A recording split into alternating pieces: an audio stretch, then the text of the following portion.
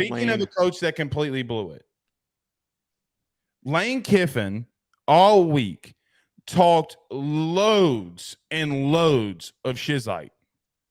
Loads of it. Probably shouldn't have, but he did.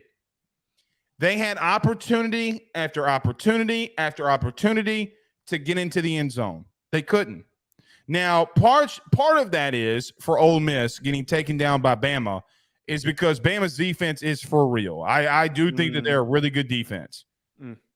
But, Joe, you're going up against an offense that legitimately blocked a punt, got the ball on their own one, and had to kick a field goal from the 25-yard line.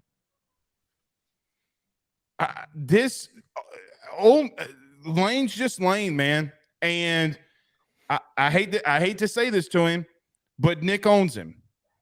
All these assistants beating Nick, and Lane just can't find a way. They should have won that game by 21.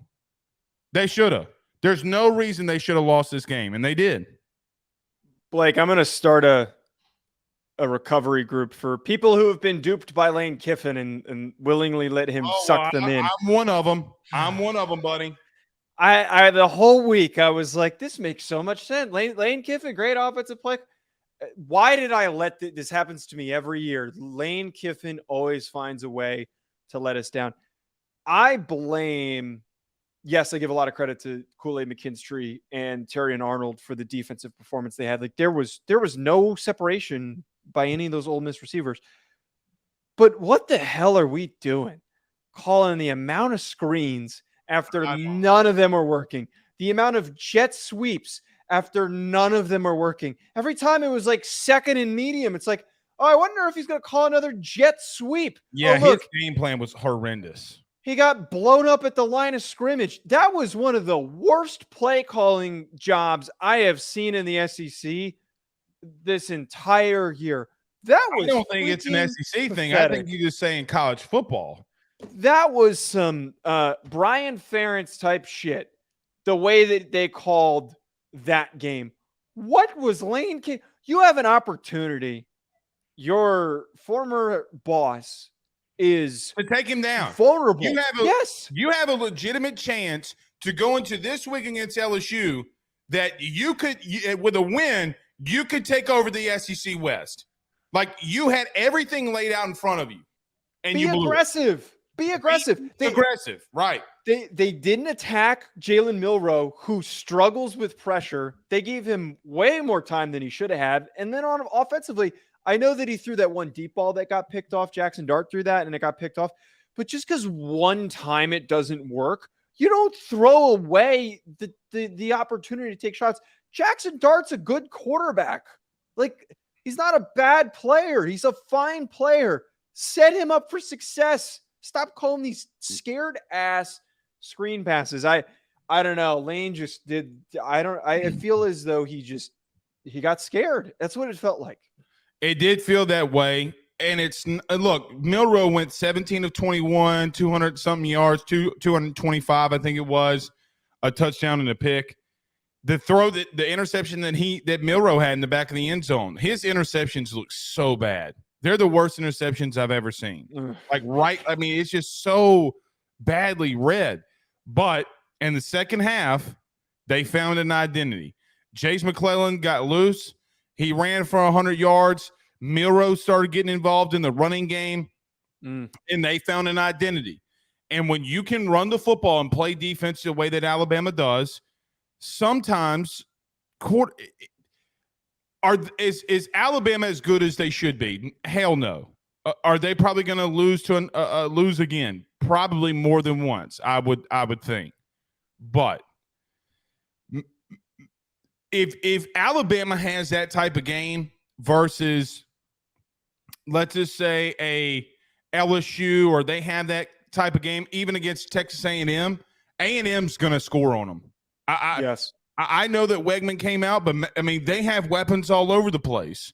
And Wegman did get hurt against Auburn. We'll see how that progresses. But I'm sorry. That was one of the worst Lane Kiffin called games I'd ever seen. And pathetic. I get to a point where I don't know what to do with this Bama team. Joe, they're 3-1. They don't look good offensively. They look horrendous. They went in 12 personnel, which is 1 back, 2 tight ends, and ran the football right down their throat. And in the second half, it paid off. And they did look decent in the second half. The scoring drives, I mean, it was 7-6 going into halftime. Alabama scores 18 points in the second half to just take over the game, and they did. That defense for Bama, though, I will admit, they got dudes, man. They have dudes all over the place. And if you're trying to go sideline to sideline with them, you're not going to win. You have to go vertical. What have we seen against Kirby? What have we seen against Nick? These defenses are really good. And if you don't get vertical on them, you're going to lose, and that's what happened. You can't run sideline to sideline. Now, one thing that is, I do think that is a little bit interesting, and I'm paying a little close attention to it. Let's see what happens with Alabama this week. Coming out of the half, they have a 9-play, 70-yard drive. They kick a field goal. Then they have a 6-play, 60-yard drive. They score a touchdown.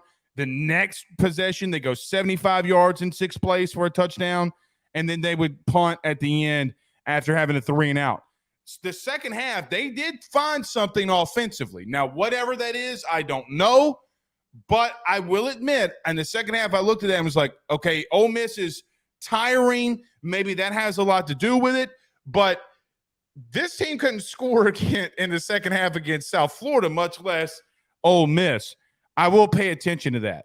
The O-line for Alabama is still really bad. They didn't really fix a whole lot. But I do think that they did find a niche for Milroe. They're going to have to continue running, 16 to 20 times a game for them to win. That's the only way they can win. Yeah, I think it was like 16 carries that he had. And I think he got sacked 4 times. Again, he had another game where they got 4 sacks, dude. And Milroe, remember when he threw the touchdown pass? I think it was to Burton, wasn't it? When he threw the touchdown pass, he got absolutely rocked sitting in the pocket. I don't know what to think of it. I actually feel like this game just kind of reconfirms what we said and we thought about Alabama, which is it's going to be a 9-win Alabama team. They defensively will hang in games, and it's going to win them some football games. Maybe that defensive performance is enough to beat Texas A&M. I mean, it happened last year with Jalen Milroe as the quarterback that defensively they did just enough to keep it close that Jalen Milroe did something at the end of that game that they were able to win it. I worry that in any instance, basically what happens is if you create a 10-point separation on Alabama, you've won the football game. You could just run the clock out because Jalen Milroe and that Alabama offense aren't going to move the ball quickly enough, effectively enough, and consistently enough to come back into a football game.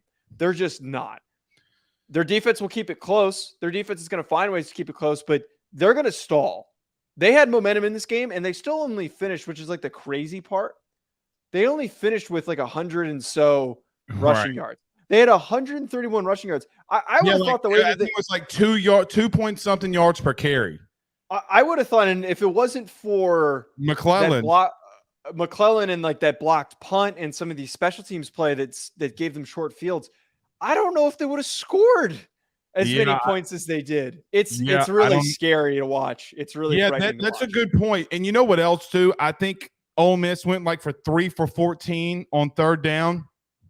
For all the shit that Lane Kiffin talked shit all week long about, oh, well, it looks like T-Rob's defense. I don't know if Kevin Steele is calling the plays. Well, on the money downs, you go 3 of 14. That's going to get you beat every single week. You go 3 of 14 against LSU this week, if you're Ole Miss and Lane Kiffin, you're going to get beat down. Now, LSU has their own issues defensively, but I mean, KJ was just going off. I mean, that was just a game, all-time performance for KJ, which kept that close in the end of it. I know LSU fans don't probably want to hear that, but KJ just went off. You can't go 3 of 14 on third down after talking all that crazy stuff about Kevin Steele. But I agree. No. You don't have the block punt. You don't have some of these different – you don't have the pick. Some of these things, man, I don't know how Alabama generates scoring drives. And if you're any team in the country that goes against Alabama, the game plan is you got to you got to score on them early. You got to score on them early, and you got to be able to have the bodies to rotate in there because they're going to run the football. But like I've said this as an LSU guy, I feel really good about that game. I don't feel good about going to Oxford and Como the next 2 weeks, but I do feel good about this one. I really do.